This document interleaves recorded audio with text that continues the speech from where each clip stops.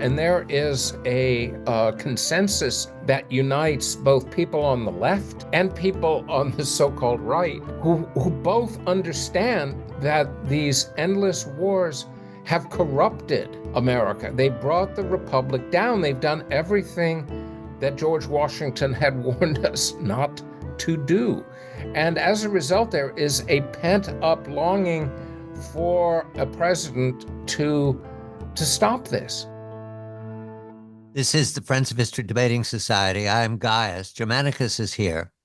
We are in Londinium, and it is turning cooler by the Thames. Our cup of wine is near done, but we've been delaying as long as possible, departing for the theater. There's a comedy tonight. We're very excited, and we want to get there ahead of the crowd, but we also don't want to be chilly on the road. So we're hanging out in our favorite tavern as long as possible. Some of the retired centurions are still here. They're quiet.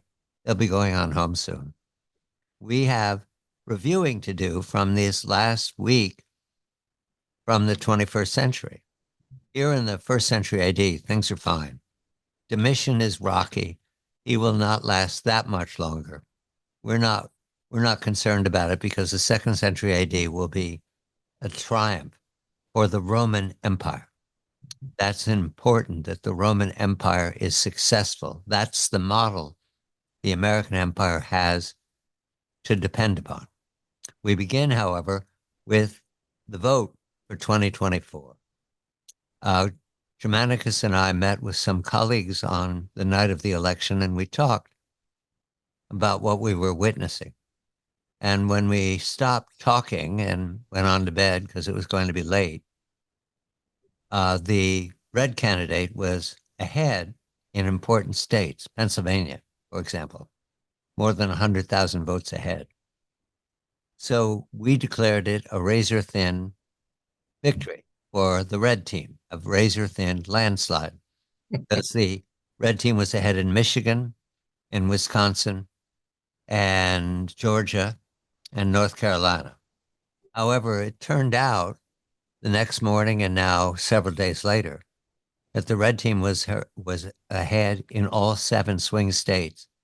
In addition, doing very well in the blue states. Connecticut, for example, in 2020 had a 22% gap between the blue vote and the red vote. Here in 2024, it's an 11-point gap. In other words, it cut in half in one cycle, which is unprecedented. Germanicus, I come to you. I'm going to say this was a thumping defeat for the blue team, and the red team is now in charge not only of the executive, but and the Senate, but there's reason to believe it will also hold the House. This was no one's prediction from the major polls and major newspapers, the major networks, the cable networks, no one's prediction the day before the vote.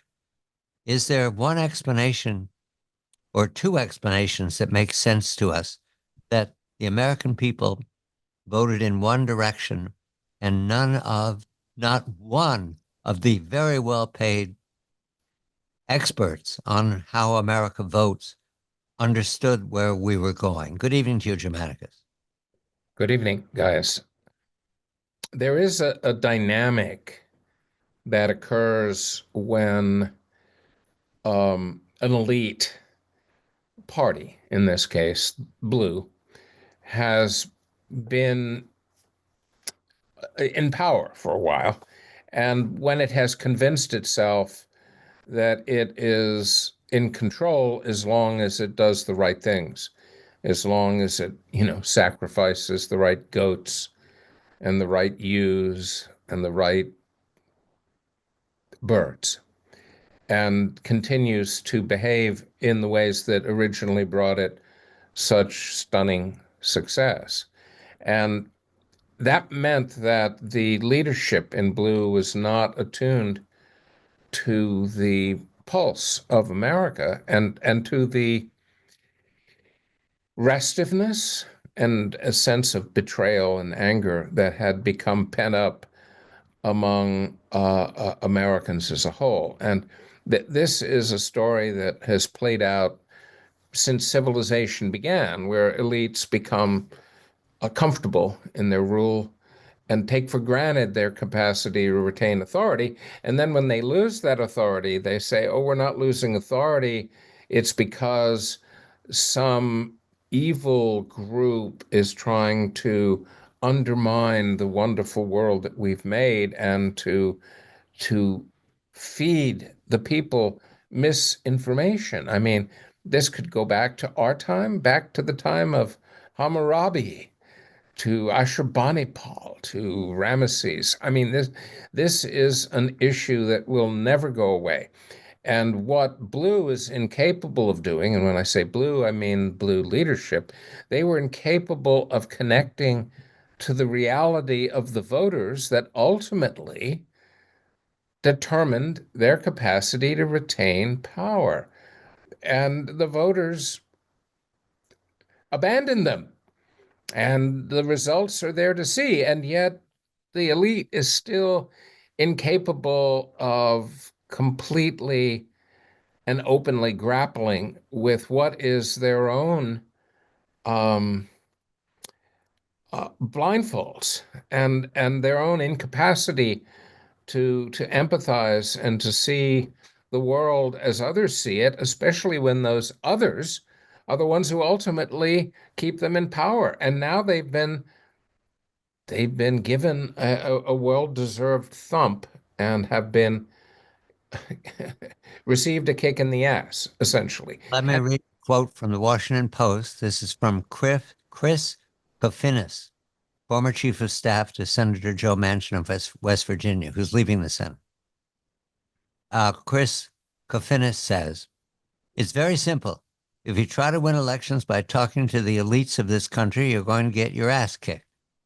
There are not enough Beyoncés, Oprahs, or Hollywood elites to elect anyone. Trump is not the disease. He is the symptom. The disease is political, cultural, and economic elites who keep telling the public what they should think, feel, and believe. And guess what they told them on Tuesday? Right. And go to Hades. Now, Germanicus, that's a Democrat talking. Right, right, because there are some Democrats, some very capable Democrats.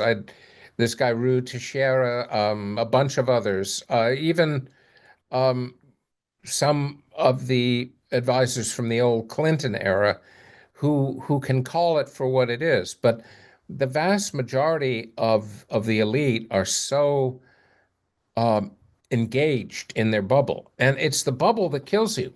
It was the bubble that killed the French aristocracy in the decade or two before the French Revolution. It was the bubble that doomed the Romanov world in the early 20th century. And it is what has brought, with a lot less drama, but in some ways potentially as important a fall to the elite today. And I think things will change dramatically because America is not attuned. Its DNA is not so arranged that it can accept a class-oriented society with a ruling aristocracy and an oligarchy presiding over the masses. And this is exactly, sadly, what Blue has become. Even Bernie Sanders has called this out. I mean, he's called this out quite eloquently. And the fact is, this is the Democrats are an elite that has completely unmoored itself from its own origins. And again, this is an old story, but they will have to adjust. And now America will enter a period where there'll be a a, a larger focus on the people. And the people, of course, have always been the lodestar of American political life. That was true at the beginning. It was true under Andrew Jackson. And of course, after Andrew Jackson, 30, 40 years later, the South had lost that. They had become an oligarchy in the South. The same thing happened um, to Republicans after the Civil War, but they were able to learn from it. And in the election of 1896, they were able to, thanks to Hamlin, they were able to recreate themselves. Well, that didn't happen this time. And so this is a powerful reminder that the essence of America is what we have just seen. And it's not Mr. Trump. Mr. Trump was the devil. And when you blame all of your problems on a devil, any kind of devil, a Putin devil, a Trump devil, you're going to be fooling yourself. You're in a delusional arena of your own mind. Germanicus, what you say is all accurate, but I feel like Grant at the Wilderness, talking to his generals. Don't tell me what Lee's going to do. Tell me what we're going to do. So when we come back, what are we going to do with this authority, especially when it comes to Georgia and Ukraine and Moldova and the rest of the worried former Soviet republics? We've been looking at the failure of the major and minor newspapers and pundits and wags to anticipate the way the American public would vote, which is decidedly one direction: out with the old, in with the new. What is the new? And we apply it immediately to three parts of the old Soviet Union that are very worried for different reasons. Georgia had a vote, a protest in the street of Tbilisi.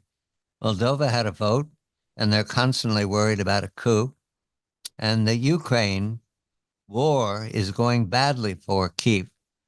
We understand that Mr. Trump has made a phone call to Mr. Putin several days before this, telling him don't take any more territory. There's a quote in the newspapers today saying that a Trump advisor is quoted as saying Crimea is gone. All this could be nonsense. All this could be misdirection by someone or another. We're just repeating what is available to read. Germanicus, you've watched Ukraine fail for coming 3 years. Yeah. What are we going to do, Germanicus?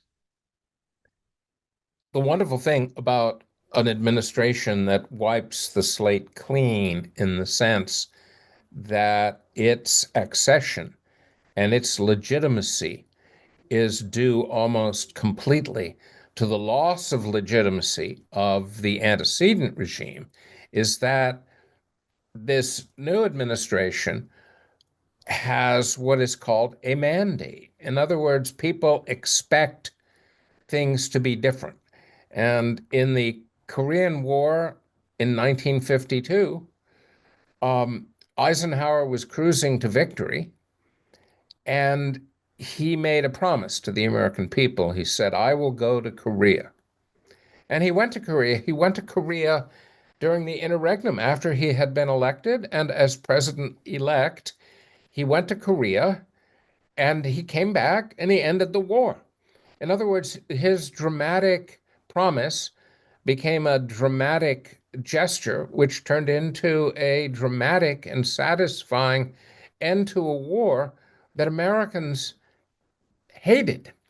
And Americans are hoping that Mr. Trump will do the same thing. We're engaged in wars now in which Americans are not dying, and yet Americans have suborned other countries to die for us. And that's a terrible cross to bear. And it's excruciating in the sense that several administrations in a row, going back to the period after 9/11 up until today, America has been conducting ruthless and tremendously grievous wars in which millions have died. And Americans do not like that. And they do not like the fact that these wars portend escalation and a situation in which America may be engaged in actual war in which tens of thousands of Americans will die. And the fact is that Mr. Trump was elected in 2016 by those counties in the US that had lost the most men and women in the wars after 9/11. They put him over the top. And today, that feeling among veterans of the forever wars is stronger than ever. It is redoubled, and there is a consensus that unites both people on the left and people on the so-called right who both understand that these endless wars have corrupted America. They brought the republic down. They've done everything that George Washington had warned us not to do. And as a result, there is a pent up longing for a president to stop this. They know that it's dangerous. They know that it is immoral. They want it to end. It's also, frankly, just add, against the American interest. And, America is an overextended and weakened empire as a result of these wars. And the United States elite had got itself totally addicted after 1991 to the idea that America was the eternal ruler, or you could call it leader, which is the euphemism that they deploy, the ruler of the world. And that's not possible. America has a great empire, but that empire is overextended. And so, from a practical standpoint, from a moral standpoint, and from the standpoint of the American people's temperament, the zeitgeist that prevails today that elected, or rather re-elected Mr. Trump, have given him not just a mandate, but an implicit mission to make things right, to All end right, this it's process. winter. It's winter 2025. Does he shut down the Ukraine war? No, he won't shut it down. What he will do is negotiate. And the Russians, although they're winning, um, they are actually reasonably close to attaining goals that they find acceptable. And so I think there is a plenty of what is often called wiggle room in a negotiation to come to a settlement Right, right. that Yes. will be a lasting settlement, not a temporary freeze, which is the worst thing to do, All that right. people like Pompeo have pushed. The minor pieces, Georgia and although Ah, both fretful, that would be straightforward to make them not worry so much and say that your membership for the EU is conditional and you've got lots of work to do. That'll go away. I do not have information that the Kremlin is doing more than influence peddling in Tbilisi. well, their influence peddling has been no less than the influence peddling Right. I know US. it's So it's we you. have to back off from Georgia, I think, and stop this color revolution coup d'etat thing. That's what got us And into this whole mess. Germanicus, how absurd it became. They were featuring that teenager, Greta Thunberg, Yeah. Oh, in God. the protest in Tbilisi. What what what are they doing? It's Well, got look, the major focus of the US today has to be rebuilding the empire it has. And what is the empire it has? It's a pretty big empire. yeah. If you were to be if you would regain your reason as an American elite, you would say, hey, the American empire, North America, Australia, NATO, Japan, Korea, and a few sundry others, hey, that's as much of an empire as we had during the time of JFK. That's what we called the free world. That's enough. In fact, that's all we can handle. And more to the point, all of the elite types who've been um, going out in their Halloween costumes and shrieking about the end of NATO if Trump gets elected. Actually, it was these elite types with their forever wars who were destroying Europe. The war in Ukraine has brought Europe to the precipice of deindustrialization and internal collapse.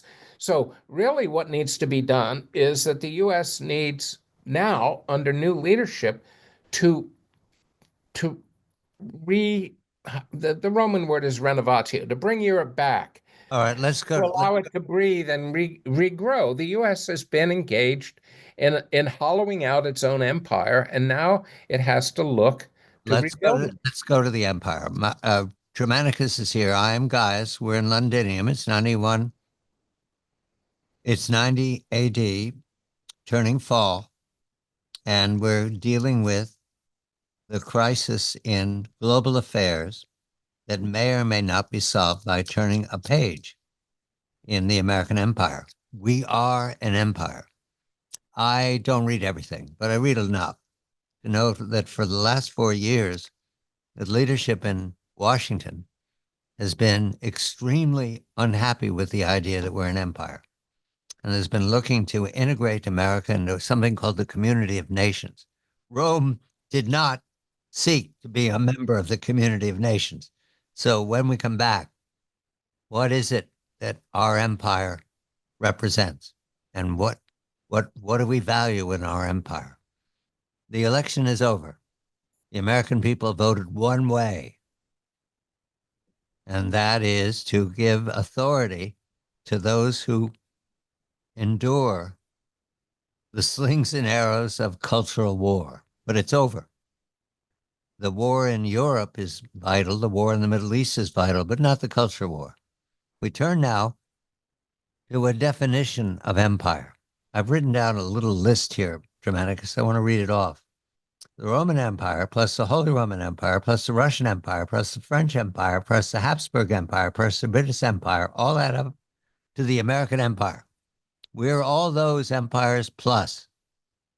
I have had my sense the last several years, and this extends back most of the decade, and maybe most of the 21st century, that the leadership in Washington, red or blue, is apologetic about being an empire. Where did that come from? Why? It's a form of Orwellian doublespeak in the sense that all through the 19th century, American empire was a salubrious, bountiful, glorious, joyous term to deploy and employ. In other words, we were the great empire. Initially, we were the wilderness empire in North America. Then we became the glorious empire from sea to shining sea, then across the Pacific, as Walt Whitman prophesied in his beautiful poem of 1860. And it continued along those lines until the US entered the world stage as the dominating force in the world. And then suddenly, given Woodrow Wilson's evangelical language, it was essential that the US, by definition, separate itself from everything that had come before. In other words, the US was now exceptional. We were the force that would overturn, remake, transform, uplift, and redeem the world. And so we pretended we were doing. And then after World War II, where we did it a second time, so we said, now was our opportunity to create a United Nations, which of course was controlled by the US, the IMF, the World Bank, all Bretton Woods, all the things that we did were essentially imperial organization. And the alliances that we created were no different from the alliances of any empire. And the fact is that the dependency relationship of our allies over the decades since World War II have developed into a kind of vassal status, so that we cannot really, to any reasonable degree, differentiate our situation today from those of past empires. I mean, for God's sake, the Ottoman Empire at its height had lots of vassal states. Algeria, Tunis, um, most of Romania, they were all, pseudo-autonomous and independent, but they were vassal states. We have done the same thing. And the problem is we cannot recognize it because doing so would put us in a kind of schizophrenic existential angst. Well, we can recognize it. That's a Yeah, start. of course. The Trump administration can recognize it.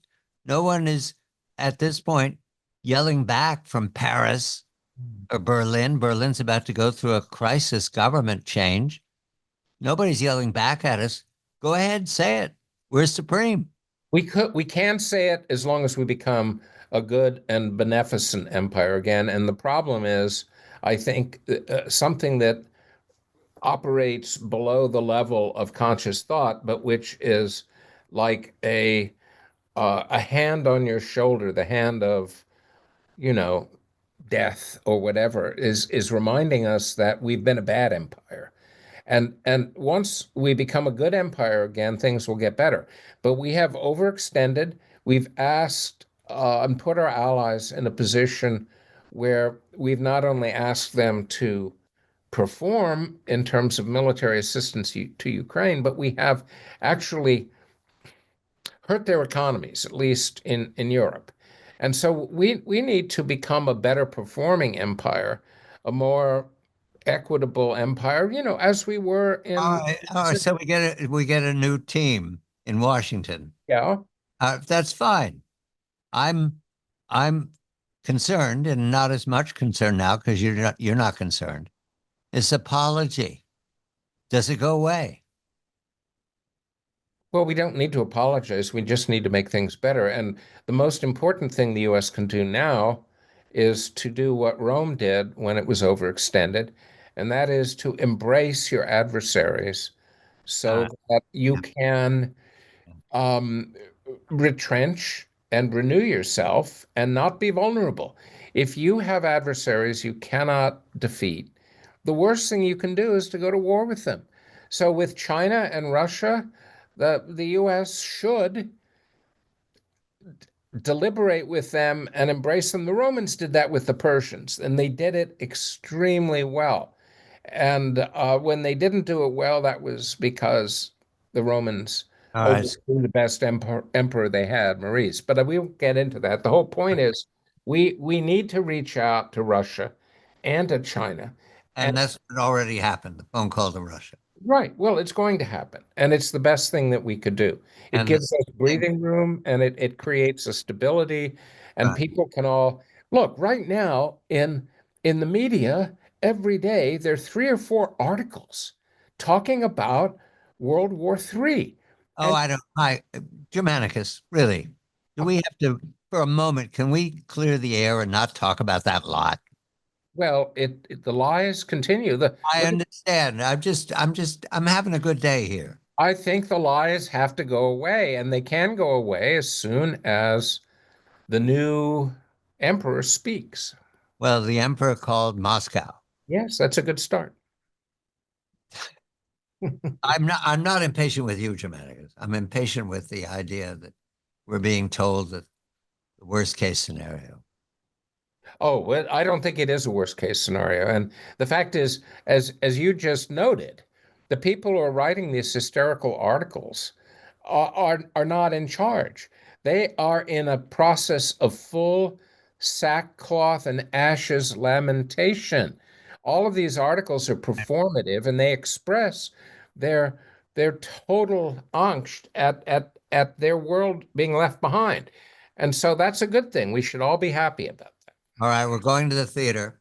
We're going to see an Aristophanes one act, and this is the play. I can't remember the name of it. It's a comedy. There are very few Greek comedies. You'd think I'd remember.